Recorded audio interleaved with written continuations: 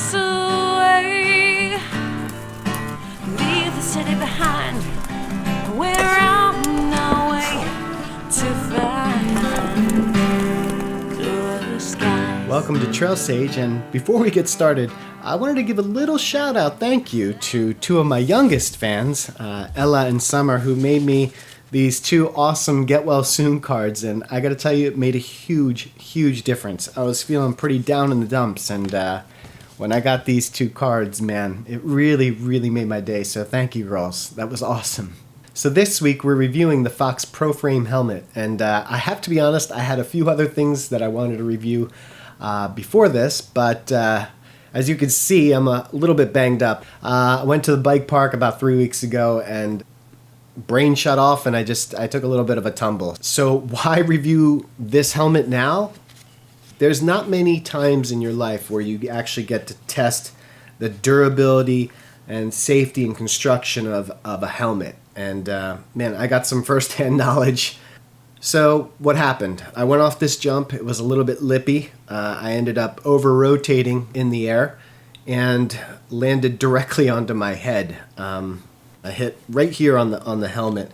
Basically, it compressed my chin down to my chest, and I ended up breaking 2 ribs and the T1 in my back, as well as tearing some ligaments in my right hand and breaking my distal radius in my left hand. So that's the long and short of it, and I'm only telling you how severe this accident was because I want you to know how severe that impact was on this helmet and what it was able to sustain. And I gotta tell you, this helmet did its job. If you look pretty closely, it is completely cracked on the very front here and on the underside. I mean, I hit directly in the front here, and you could kind of see it from the underside as well.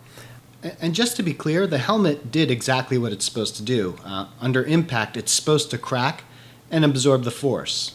And I walked away without even a concussion. Well, barely walked. But yeah, it's amazing. In fact, I love this helmet so much, and I was so impressed that I actually bought another one. I'm so impressed with this helmet. It yeah, saved my life. So why did I choose the Fox Proframe in the first place? Well, let me start by saying that obviously I'm not a downhill racer, and if you are, this helmet probably isn't for you. But if you're an occasional park rat like myself, or you're an enduro racer, this could be the right helmet for you. It's really light, and it's got plenty of vent holes, making it a very comfortable helmet for all-day use. Now, Fox offers this helmet in 4 different sizes: small, medium, large, and extra large, and with each helmet comes 3 different pad sizes. So you can interchange these pads on the inside here to kind of get that fit dialed in for you. And I have had no problem with the fit at all. In fact, it's really snug on my head. The other thing that's really nice is the fidlock system that they have on the bottom here. It's basically a magnetic clasp, and instead of your traditional snap-on, it just clips right in. Absolutely love that, especially when you're wearing gloves and it's cold out. It's hard to find the snap. This thing just snaps right into place. It's really awesome. The other nice thing about this helmet is it comes with MIPS, and I don't know if you could see the yellow inside here, but that's basically the MIPS system. And what it does is it helps with rotational forces at impact. And this is one of the few lightweight helmets that actually has the MIPS in it. So if that's important to you, this is a great helmet for you.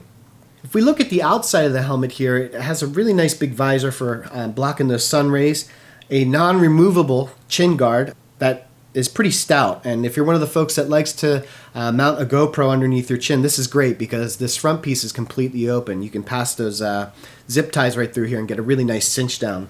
Along the back, we have a really nice channel for your goggles to sit in, and I really can't say enough about this helmet. But it isn't all peaches and cream. I did find a few things that I think might be a problem for some of you.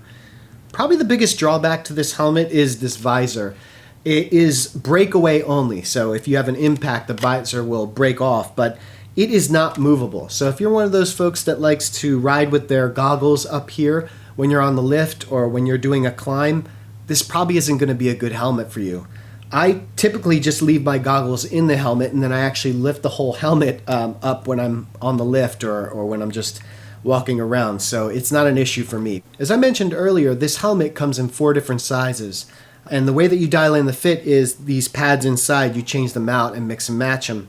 However, if you're someone that is in between sizes, like you're not really a small, you're not really a medium, and you really rely on that ratchet system in the back to tighten it down, this helmet does not have that. I haven't heard anybody complain about the fit of the helmet, but who knows? I just wanted you to be aware of it. Now, in terms of pricing, this helmet comes in at about $250. That's right about right with all the other lightweight helmets. It's probably right smack in the middle, and you might actually be able to find it on sale, especially now that winter's rolling around. And I gotta tell you, at $250, you really get what you pay for. I think it's appropriately priced, and obviously I loved it so much I bought it again. So to wrap it up, I guess it's pretty obvious. I absolutely love this helmet. So if you're an enduro racer or you're an occasional park rat like myself, I think you're really going to enjoy this helmet. It's lightweight, it's comfortable, and man, how often do you get to test out the actual durability and safety of a helmet? And man, it came out with flying colors. Well, that does it for my review of the Fox Proframe helmet. Hope you enjoyed it, and thanks for watching.